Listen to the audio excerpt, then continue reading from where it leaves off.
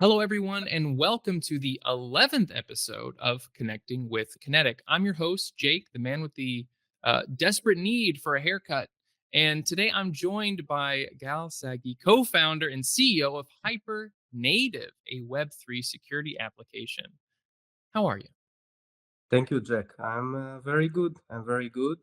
By the way, I'm in no need of a haircut. So, I'll be joining you in that realm soon, probably.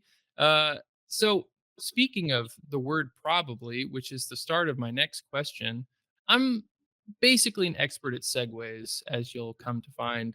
Uh, Probably most people who listen to this podcast are familiar with the auditing process of Web3 security, but they might not be as familiar with the proactive side of Web3 security, which HyperNative provides. Uh, would you mind explaining that side of things in simple terms for people who might not be aware?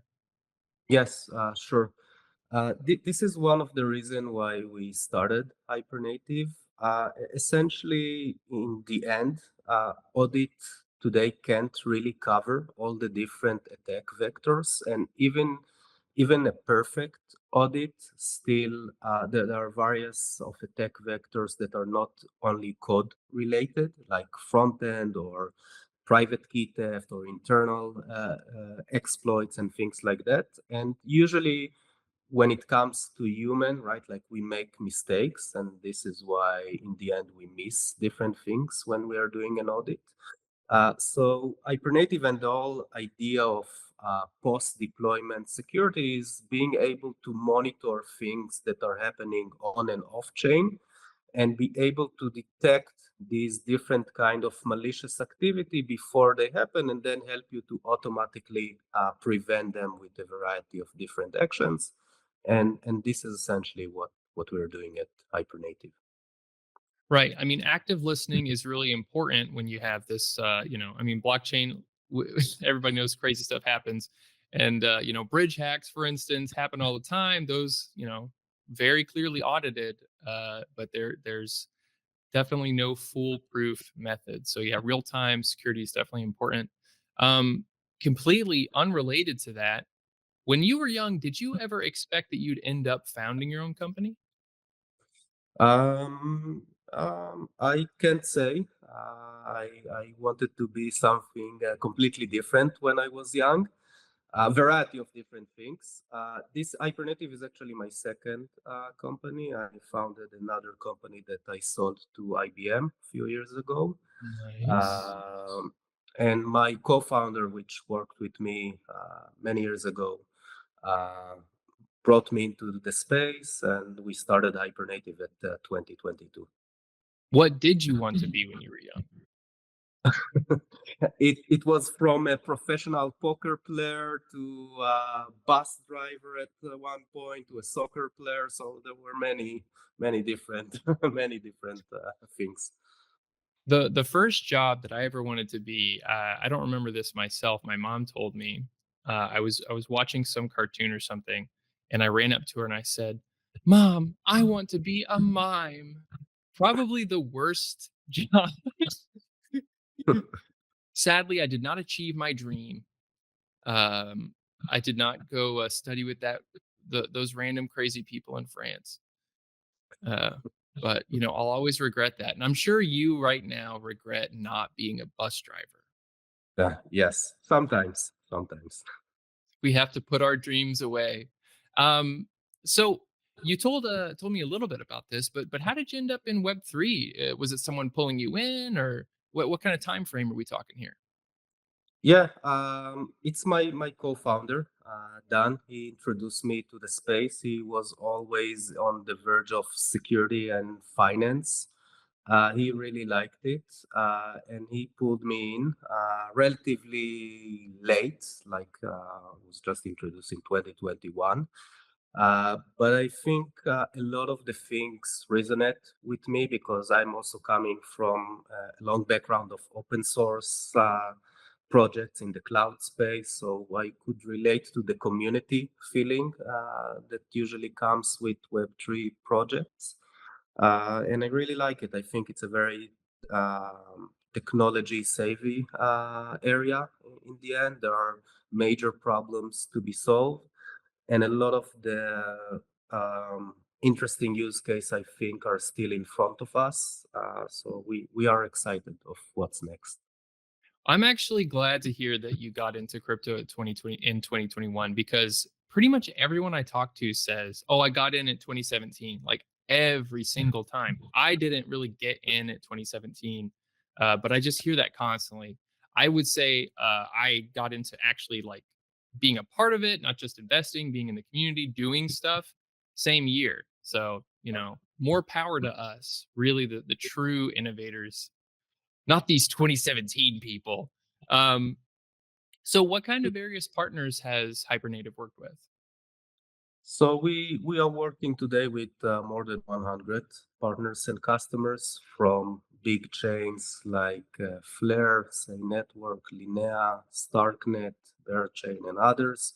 We also work with a lot of big protocols from Circle, Balancer, Radiant, Woo Finance, Etherfi, and many more, and some big asset managers like Galaxy Digitals and others.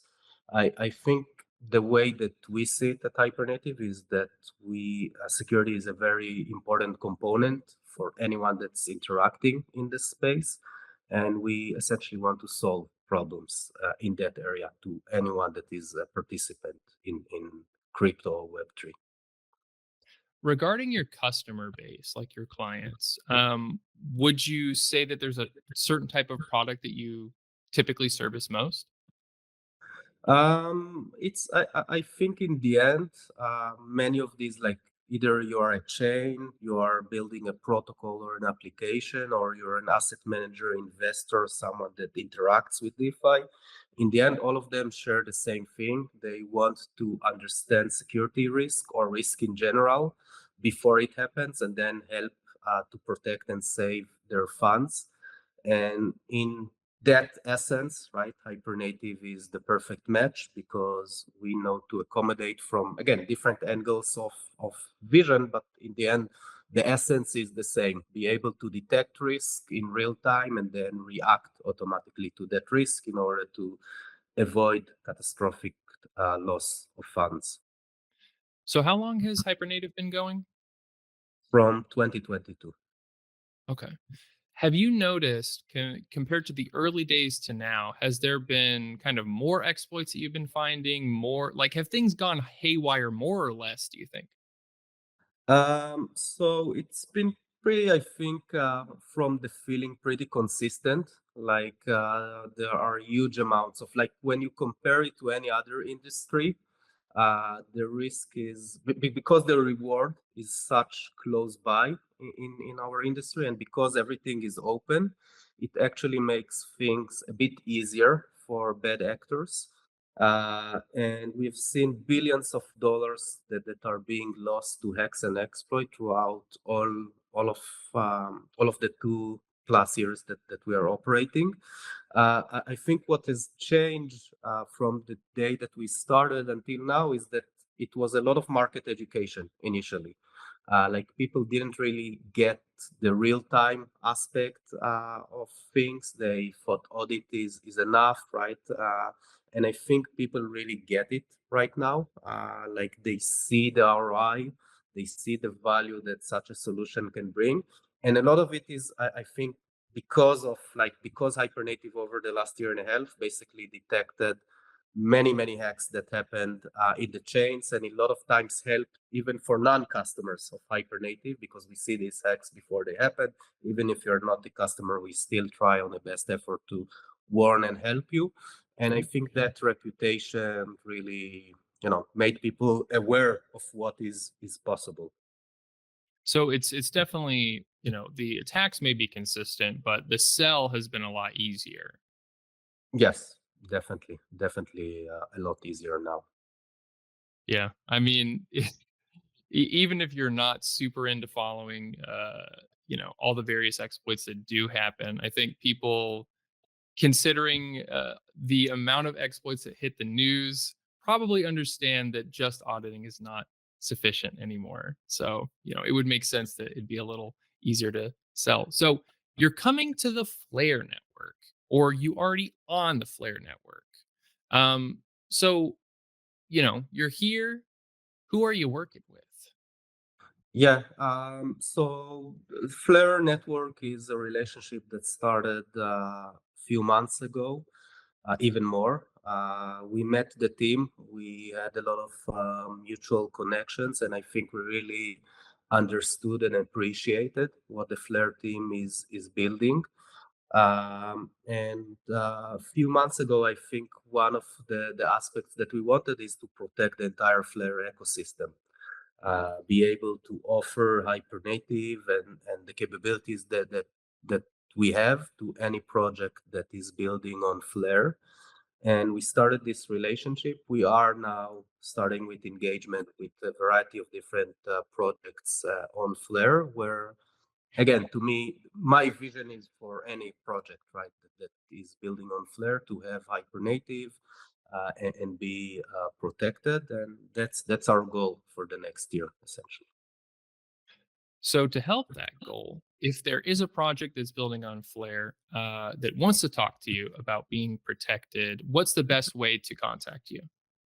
So feel free to email us at contact@hypernative.io. Feel free to talk with any person from the Flare team. They can connect us also on Telegram.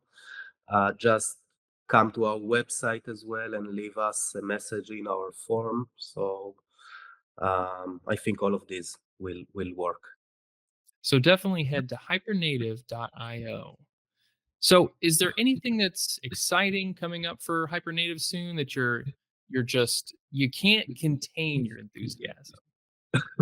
So to me, everything that we are doing is exciting because again, right, like we see how it helps people in this space and how it enable a lot of the innovation that people are building, because you can innovate and create the most amazing products and protocols, but if you cannot, like if users can't have the safety to use them, that's right, like that's not going to happen. So I think what we are doing, we are expanding a lot of the things that we are doing to cover a variety of different other risk vectors that can happen in the space, not just security.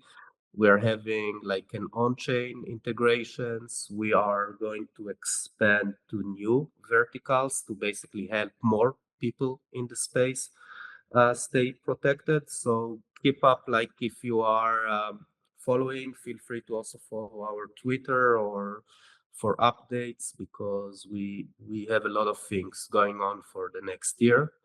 And in the end, our goal was from the start and will always be to, to keep people safe in this domain, and to essentially enable more and more innovation.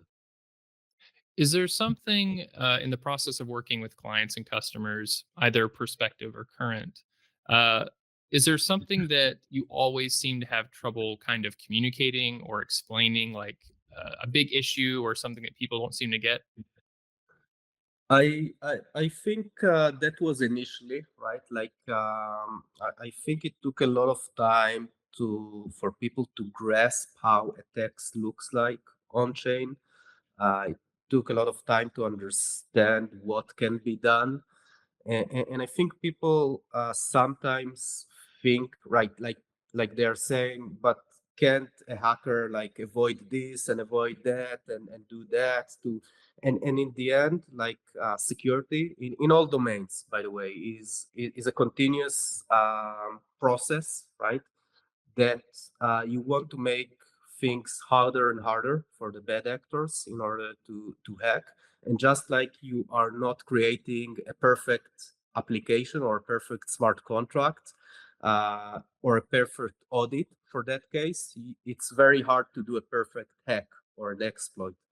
And Hypernative is essentially using that fact in basically trying to find mistakes that hackers do before they do it in order to prevent the hacks. So I think that it, I'm always happy to educate people and show them examples and help them. By the way, even without the commercial integration. Like if you want to reach out to me and ask for advice in terms of like operational security and so on, we are always happy to help. Our team is part of the sales organization. So we are doing a lot of volunteering work as well in the space to help more projects and more individuals to stay safe. Um, and yeah, feel free to approach me, even without commercial intent with Hypernative, of course. How do you guys, if you do at all, kind of handle the social engineering aspect of the whole thing? So I think social engineering, if that's what you mean by the question, is another attack vector, right? Like projects can get hacked both internally, by the way, from malicious people that get into the protocol somehow, and we see these cases sometimes, and both from someone externally that is right, that is doing some sort of social engineering on an employee or developer. In the end, right, like it's about building the right guardrails in security always, right? Like trying to build the right policy and make sure that no one individual has too much access on the platform. And then I think the other aspect is, okay, you understand that you can't really prevent everything, but you want to monitor and detect these things as soon as they are happening and then react to that. And that's exactly what Hypernative is doing, right? Helping you detect in a very wide manner all different kind of attack vectors that can happen, from social engineering to someone hacking your front end or your web application to someone abusing some smart contract vulnerabilities or stealing your private key of your multi-sig wallet, and be able to detect these and then react to these no matter what the different attack vectors is happening. Right, because you can have as much security as you want, but if somebody has a sticky note with their private key on their monitor, it's Yes. it's like, well, and we see this kind of thing in the business world all the time, where it's people are doing more and more and more to beef up security, and then it's usually social engineering stuff that gets caught. Uh, I guess because there is so much like visible on-chain activity, it's probably easier to detect. Would you say that kind of stopping that kind of stuff, do you think, is easier in the blockchain world versus the business world? Yeah, so I think we stopped these cases, but right, like we had customers that actually were like basically hacked by, for example, North Korea, even with malware or things like that, where the private key of the founders were stolen. And we still were able to detect this and then react and save funds in these cases. I think one of the advantages that we see on blockchain, and this is like we couldn't create Hypernative probably in the traditional cyber world. And the reason why is that because in blockchains, because of the fact that everything is open and transparent, um, this gives the hackers an advantage. But we at Hypernative, what we took is we took that advantage and actually use it to our benefit, because we are able to detect these preparation or these very indicative signals that are happening before they try to abuse. And we use that openness to basically prevent hacks before they happen, which is something that is super hard, right? Like in traditional business world, you do a lot about containing hacks.